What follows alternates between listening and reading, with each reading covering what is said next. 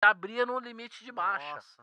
Então não é que alguém vai comprar e ninguém vai conseguir vender nada, entendeu? A coisa simplesmente já abre no circuit break, no dia seguinte abre no circuit break. E Roxo, você disse que sempre tem um catalisador, né? Qual é o catalisador que você apostaria aí? Você fala assim, Luan, eu acho que pode ser o Japão e a China, a Rússia e a Ucrânia. Qual desses daí você acha que pode ser?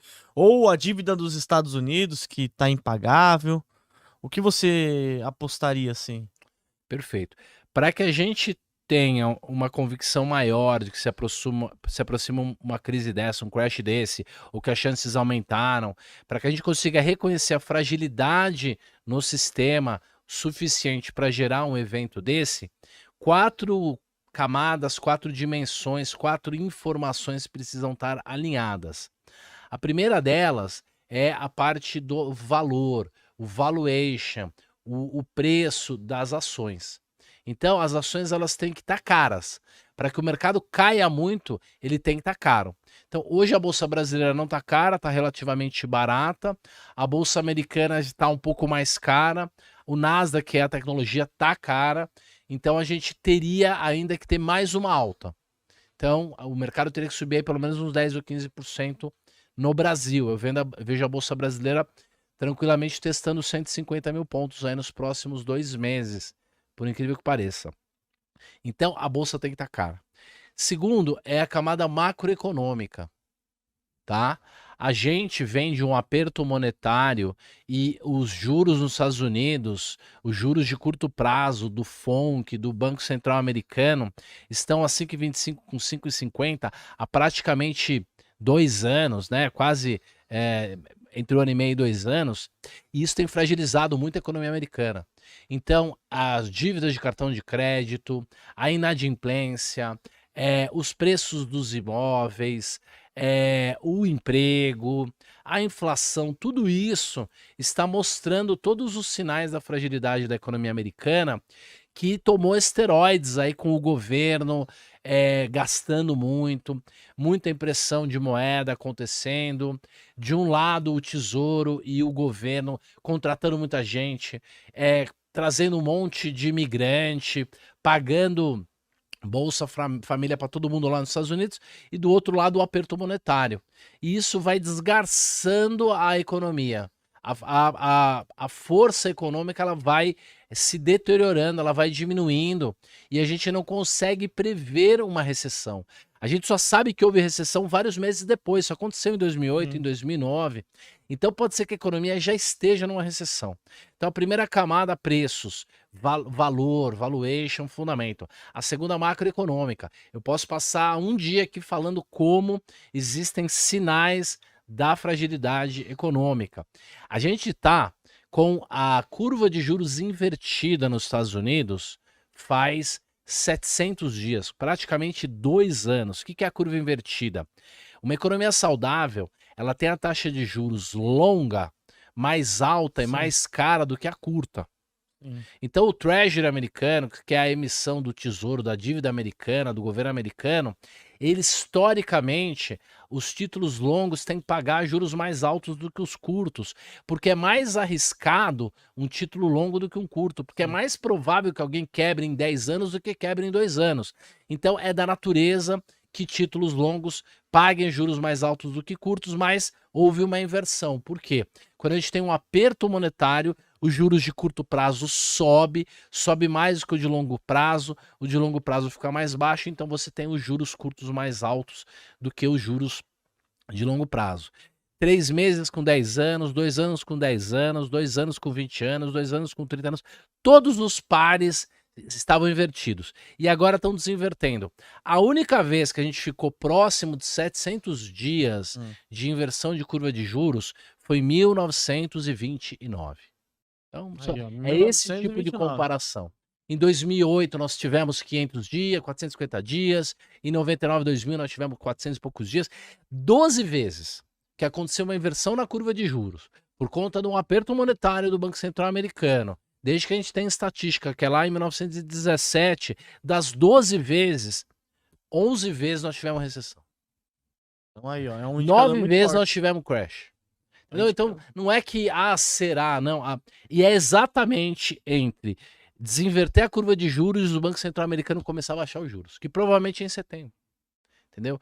E bolsa vai subir muito forte. Aí, Muito forte. Por quê? Porque vai diminuir a taxa de juros, o pessoal já vai começar a comprar ação.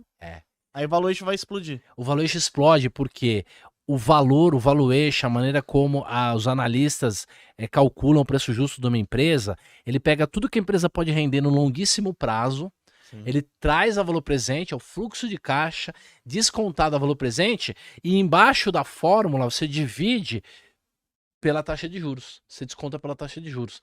Então, uma pequena mudança na taxa de juros de desconto do fluxo de caixa de todas as empresas da economia, uma diminuição nessa taxa de juros, faz com que o valor relativo de todos os ativos das bolsas valha muito mais.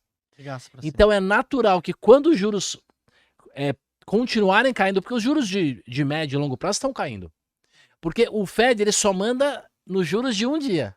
O juro de 3 meses, 6 meses, 1 ano é o mercado que manda. Então já está caindo, porque o pessoal já está prevendo que agora em setembro, na reunião do FONC, vai haver uma queda dos juros. Quando isso vai acontecendo, a bolsa dá uma última grande alta por causa dessa coisa do valuation. E o segundo motivo pelo qual existe uma correria doida para comprar ações, comprar risco, comprar bolsa, é porque os prêmios da taxa de juros, da renda fixa, fecham. Estão diminuindo, que é a curva de juros fechando. Exato. E quando o cara vai fazer o planejamento financeiro dele, ou do cliente dele, ou do private bank, ou de um fundo de pensão, na hora que ele vai fazer o planejamento financeiro, ele projeta os juros. E na hora que ele projeta os juros, ele tem que buscar risco. Ele vai ter que correr mais risco.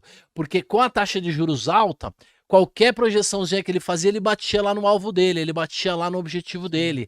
Agora não dá mais, porque na hora que ele projeta o juro é baixinho, ele olha e fala, eu não vou conseguir mais me aposentar com 70 anos, ou sei lá, os meus 200 clientes não vão conseguir se aposentar no prazo, eu vou ter que mandar todo mundo comprar bolsa. Pior é que o cara entra num dilema de falar, eu vou mandar comprar bolsa e depois vai cair. Mas ele manda mesmo assim, porque se ele não mandar, o outro assessor manda.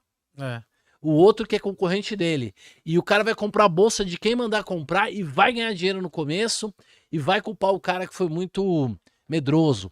Então, ter prudência agora vai parecer incompetência. Por isso que o Warren Buffett, sempre no final dos ciclos, ele sempre passa de idiota. Você viu o que ele fez agora? Igual agora. Ninguém entendeu nada, mas ele vendeu metade da posição da Apple, né? E já tá recomprando uma parte das ações. Parece que ele tá recomprando. Mas é isso. O pessoal fala, não, o Buffett vai acertar. Primeiro vai parecer que ele errou. Porque a bolsa ainda vai subir 15%, 20%, e a galera, ó, o Buffett estaria ganhando X bilhões se ele não tivesse vendido. O Buffett perdeu a mão. O Buffett já não é o mesmo, ainda mais que agora ele tá velhinho, qualquer hora ele faz a curva. E aí o que acontece? Que acontece? Daqui a pouco o mercado colapsa e o bicho acerta de novo. E vai comprar a bolsa lá embaixo. E vai comprar. E lembrando, né? O Buffett é um dos caras que tem mais... títulos do Tesouro. 277 bilhões de dólares. Ele tem mais do que muitas empresas. Ele tem mais do países, que o próprio Fed. Como pode, né, meu? Então ele manda num pedaço do país, né, Roxo? Se você nunca aposte contra a América. Lembra que ele falou isso lá em 21? Então, o fato é o seguinte. A economia americana tá mal. Principalmente por essa coisa política, de woke, de governo gastador e tal. Mas o mundo tá pior ainda. E não só isso. A moeda oficial do mundo é o dólar. Então, se a economia americana vai mal, os outros se dão pior ainda. Porque o dinheiro corre para os Estados Unidos. E o Roxo, mas assim, você parar para pensar, né? O dólar, o bom que a moeda mundial é dólar, que também eles podem imprimir um pouquinho mais e diluir no mundo todo, né? Então isso que é uma salvação da América, né? Que eles imprimiram dinheiro aí, não sei quantas décadas em pouco tempo, né? Não, mas o fato é o seguinte, tá certo, o Tesouro, ele emitiu muita moeda na época da pandemia e também as instituições americanas também emitiram, porque quem imprime moeda não é o Banco Central, não é o Tesouro, quem imprime moeda são os bancos.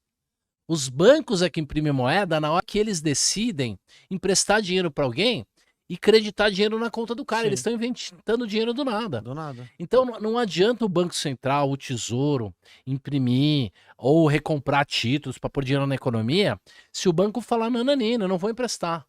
Se o banco não resolver não emprestar o dinheiro para as empresas e para as pessoas, não há inflação monetária, não há impressão de moeda. E a gente só consegue fazer a conta da impressão de moeda, que a gente chama de M2, da economia americana interna, dos bancos dentro dos Estados Unidos. Mas o sistema no mundo inteiro usa o dólar como moeda, a gente chama de sistema euro-dólar, e tem gente imprimindo dólar no mundo todo através de dívida. Porque as pessoas dizem o dólar não tem lastro. É mentira. O lastro do dólar são as dívidas. A dívida é o lastro do dólar, além dos porta-aviões, né? Exatamente, o tanque, os Exato. E o PIB americano. Mas, além disso, o lastro é a dívida. Porque cada vez que alguém faz uma dívida num banco internacional no mundo, essa dívida é emitida em dólar e esse dinheiro é acreditado na conta de alguém e aí ele entra em circulação na economia. Então a gente não consegue nem medir qual é a base monetária do dólar, porque tem um cara em Dubai hoje emitindo uma dívida em dólar para alguém lá emitindo dólar no Dubai, e isso não está dentro do sistema americano, não dá nem para acompanhar. E os dólar digital? Tether, essas coisas também é a mesma coisa. É emissão. O pessoal do Tether e tal, e o pessoal das criptos passaram apuros aí, né, uns anos atrás. Sim. E houve até uma corrida especulativa contra o Tether e tal. Então, parece que essas stablecoins, boa parte delas tem algum tipo de lastro, carrega lá títulos, alguma coisa assim que se as pessoas quiserem resgatar, sacar, ela consegue cobrir, mas mesmo ali tem alavancagem. Sim. Mesmo ali tem alavancagem. Quer dizer, tem um dólar fictício, que nem foi nem impresso. E o problema do crash é que ele pode ser também considerado ou chamado de colapso da liquidez. O grande crise da liquidez, que é o quê? As dívidas, elas não vão sumir de uma hora para outra. Aliás, elas só vão aumentar. Então essas dívidas em dólar, que o mundo inteiro deve um para o outro em dólar, já está em 300% do PIB do mundo, 300% do PIB do mundo hoje é a dívida global. Então a gente deve 3 anos de produção mundial. A gente está ferrado, o mundo está ferrado. E não é só isso. Se eu tenho uma crise de liquidez, as empresas começam a ter prejuízo, começam a desvalorizar as empresas, as criptos caem, os imóveis caem. Você concorda que o valor global dos ativos em dólar vai cair muito, mas a dívida não vai? Sim. Então o negócio de que tem impressão de moeda, então tá sobrando dólar, então vai ter uma inflação global e tudo, é uma falácia. É mentira. A crise, não, acontece. Provavelmente depois do colapso de liquidez nós vamos ter uma grande inflação. Mas antes disso, falta dólar no sistema. E aí a gente tem uma deflação. E não é uma deflação só de preços. É o que a gente chama de deflação de ativos. Porque quando eu imprimir dinheiro no sistema, e o cara recebe esse dinheiro, ele pode comprar ações. Então a inflação não é só no guichê do caixa, na carne, na picanha. A inflação também é nos ativos reais da economia, também é nos ativos de valor, também é nos imóveis, também é na bolsa. Então na hora que você tem uma grande queda do valor de todos os ativos de uma hora para outra, falta dinheiro.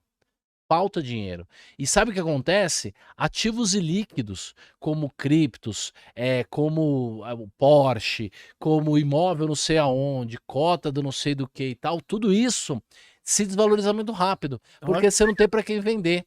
Por exemplo, quando a gente teve uma crise de liquidez no Brasil em 1990, quando a gente teve o confisco do Collor, em março de 90. O Collor foi lá e anunciou que eles iam tirar o dinheiro de todo mundo da renda da poupança. Imagina o tesouro de todo mundo hoje ser confiscado pelo governo. Aconteceu isso em 1990. A bolsa caiu 80%. 80%? 80%, caiu em uma semana e meia. Todo dia já abria em circuito. O pessoal já vendendo pra sacar o dinheiro. E não tinha quase negócio, era uma boleta. Todos os papéis só tinham um negócio, porque já abria no limite de baixa. Nossa. Então não é que alguém vai comprar e ninguém vai conseguir vender nada. Entendeu? A coisa simplesmente já abre no circuit break, no dia seguinte abre no circuit break. O carro mais legal do Brasil naquela época era o Cadete GSI conversível branco. Esse cara é extraordinário. O galã da novela das 9, Roque Santeiro, Abria muitas portas um cadete desse. portas de todos os lados. Cadê? Tinha outro que era o Golf GTI azul, cara. Esse carro era extraordinário.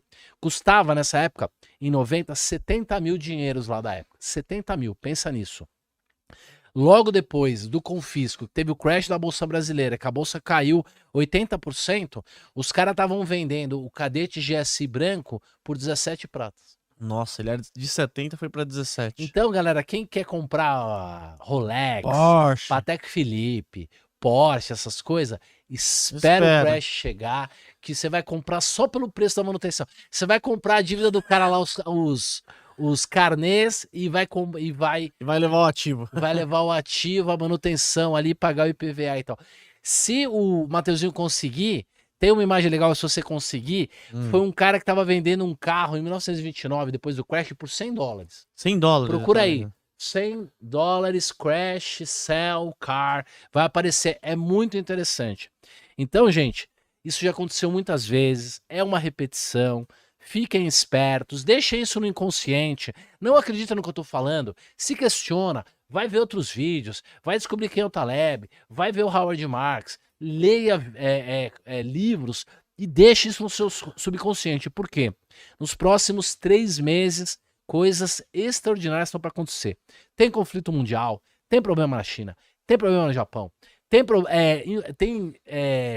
eleições nos Estados Unidos. Então, tem essa coisa que está acontecendo no Brasil que nós não podemos nem falar, né? Nós não podemos nem falar. É esse mesmo. O Matheus vai colocar aqui, ó. Põe esse com cor aí, o roxo. E galera que tá acompanhando a gente aqui, já deixa seu like, se inscreve no canal galera, aí. Tem muita coisa pra vocês aprenderem. Tubarões, se vocês quiserem ver cotação de ações, de fundos imobiliários, de BDRs, ETFs, criptomoedas, você consegue ver através do site do Investidor 10, a plataforma completa. Tem diversos rankings também, maiores lucros, maiores ROIs, empresas que pagaram mais dividendos nos últimos 12 meses. É uma plataforma completa e você consegue gerenciar sua carteira. O QR Code tá aqui na tela, aqui, só você acessar ou no link da descrição aqui do vídeo também.